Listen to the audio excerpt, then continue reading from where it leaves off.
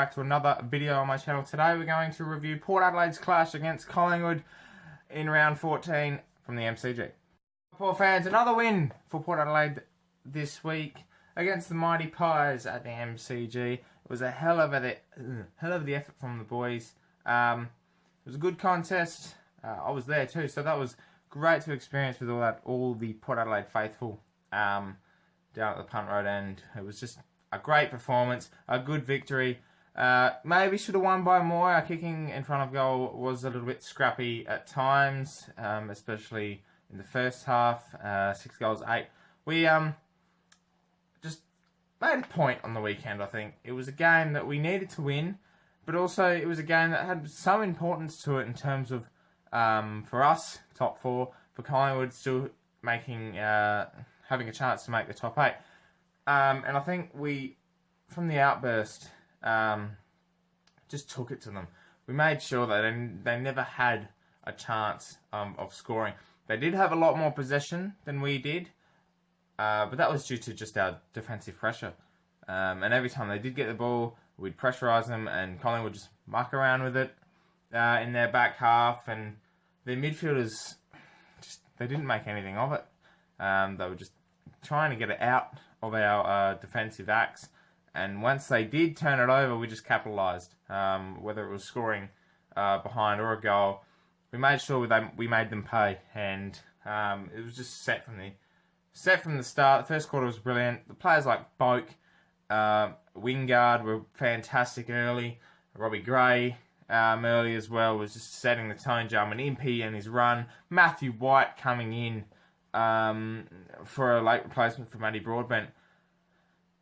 He was probably, outside of the best players, he was the pick for me that really stood up early, and he made sure that, he proved that the selection to bring him in as a late call-up was the right one. I mean, yeah, his sample form has been scrappy. It hasn't been the best.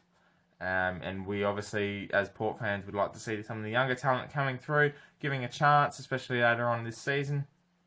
But Matty White just proved himself this week. He was just all over it early, 20-odd possessions, he kicked a goal, and he just set the tone. And it was just brilliant to see an older player like himself still prove that he's got what it takes to be in the AFL side, which is brilliant on his behalf. So it was good to see that, and just from that, key players stood up for me, and that was crucial in a game like this.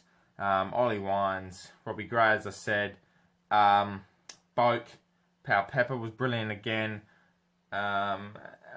Players like Ebert, the Hoff, Charlie, they were all quiet, but still had an impact. And it was a game that it was a real team effort. And it was just, especially at the MCG, it was a good team win. No one really stood out. No one really had big numbers. I mean, the highest possession getter was Hamish Hartlett with 25 possessions. And by all means, he wasn't our best player. It was good, especially in the second half. He stood up. His first half was pretty slack and lackluster in terms of him grabbing the ball. He couldn't take his marks. He was just fumbly. He did get a lot of handball receives, which was good. He set up a lot of the play in the second half too. So Hamish was brilliant, especially with low numbers. Pittard coming back was well played, Jasper. He fumbled a little bit, and yeah, our half-backers really did well. Houston, God, he's a good player. Dan Houston. I've never seen a kid so precise, so calm under pressure. He handles the pressure so well, and his delivery with the ball is fantastic. And players like him, Darcy Byrne-Jones, Tom Cleary, Jack Homps, Tom Jonas, that whole defensive group is brilliant. Tom Jonas down there as a general. He just takes charge as a senior player. He is brilliant down there, and he's having one of his best seasons. Actually, probably his career best at this stage. He's really hitting some form. The Hoff was okay, chipping in down back, just taking those marks that we need him to do.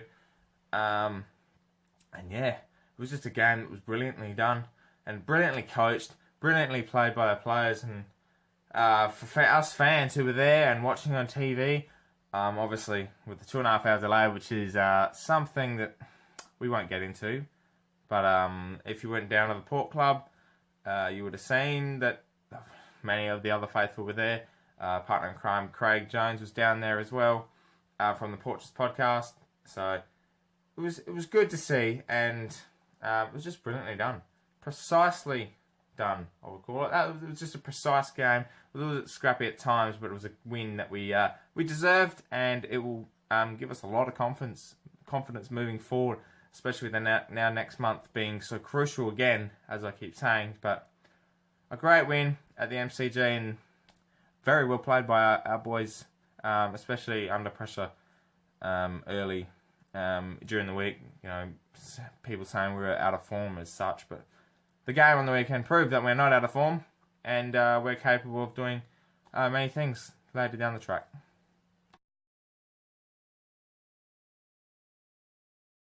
Moving on to the things I learned. Let's lighten up this this review. It's been a very good week, very happy week, especially getting the win. So the things I learnt for round 14 against the Pies: our fans are brilliant.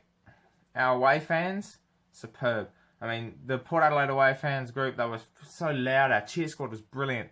Our the Victorian fans, all fantastic. All just a very well done effort. There was there wasn't a best turnout by all means, but it was our loud. It was our cheer. It was our passion. I saw many Port fans, especially after the game at the aftermatch function, and they just turned out in droves. And we showed, even though it was only 35,000 people at the MCG, it was superb. Just very well done, Port fans. And our fans away, as I said, are brilliant. Just one of the passionate away fans in the league, I think. One of the best as well. Another thing I learnt: Robbie Gray, 1 out, would never lose. That's all I can say. That bloke is an absolute genius. And I'm telling you what, he's becoming my favourite player. I'm sorry, Boki, but Robbie Gray, I love watching him play. And just the way he mesmerised players. He made Collingwood defenders look second rate. Some of them are, but that's not the point. The point is Robbie Gray is just a beautiful player. And some say he would be, as Bruce McAvaney would say, delicious. But I'm not going to copyright that one because that's Bruce's. But anyway, third thing I learned: Matty White still has some stuff in the tank. The game he came back against GWS, he wasn't the best. He looked rusty and off touch. But when he's playing on the bigger grounds, like at the MCG, he looks fantastic. And the bloke was just brilliant. His pace, his speed, his kicking, his accuracy, and his just pressure was absolutely brilliant. Especially with that Pollock, he was someone we needed, Whitey, and kudos to him. Matty White was brilliant. So that were the things I learnt after a good week against the Pies. All important votes from round 14. It was very hard to pick, especially with the team effort like we did. But in saying that, there were 3 that stood out for me. Especially watching live, I just got to see certain things that happened that I thought were absolutely that made these players brilliant. So 1 vote goes to Tom Cleary. I thought him down back was brilliant. Yes, Darcy Moore did kick a couple of goals late, but for 3 quarters, Tom Cleary kept in basically nothing. He made Darcy Moore look like a pick 55 in a late draft, pre-season draft 2 years ago. He just made him look awful. Tom Cleary is brilliant. And that bloke doesn't get the recognition he deserves because he's coming this year, especially. He's turning out to be one of our most important key defenders. So keep it up, Tommy. You're being brilliant. Now 2 votes goes to the I'm just Mr. Consistent lately, Ollie Wines, just turning in the numbers. Another 20-odd possessions today. Saturday. His pressure around the ball. He sets up the play. His just leadership is brilliant. His goal kicking needs improvement, but other than that, he's kicking goals. And he's just playing marvellous footy as of late, especially. So, Ollie, Keep it up, son. And keep getting those points for my AFL fantasy team because I need them. But that's another problem that I'll take care of. 3 votes goes, well, who else? Robbie Gray. 5 goals, 20 possessions. His pressure around the ball. He's just so skillful. And his second quarter broke Collingwood apart. I think he kicked 3 goals. 2 goals? 2 goals. And there were 2 very different goals, but 2 goals that were so important in the context of the match. One, he took a great mark coming back with the flight, diving against Jeremy Howe. And the other one was straight away a quick reply after a Collingwood goal. Wingard out of the centre. And Robbie Gray just tapped it to himself, snap on the right boot. Oh, that was brilliant. That was Robbie Gray-esque, I will call it. He was just superb on the weekend.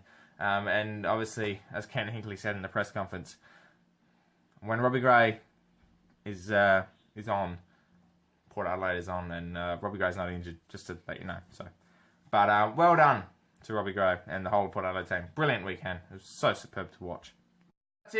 That's it, Paul fans. Another review done and dusted. Port Adelaide at 8-5 now, 4th on the ladder, equal with Melbourne and West Coast as well. This week is very important against the Tigers at home. If you are available, get to the Adelaide Oval, get to the Fortress, pack it in, make it loud, make it hostile, make Richmond feel like they don't want to be there. Make it like the 2014 elimination final where Richmond literally didn't even turn up. Only their fans turned up. So hopefully this week, you guys turn up, we'll turn up, the team turns up, and we just fight it out to the end. And hopefully it's an exciting game to watch because we've had a few games at the Adelaide Oval. Only one I think has been pretty exciting, and that was probably the Crows game, even though we lost. But there needs to be some energy from the Port faithful this week. Let's get down there, let's support the boys, and hopefully Port Adelaide get the job done. My name's Anthony, and obviously, up there.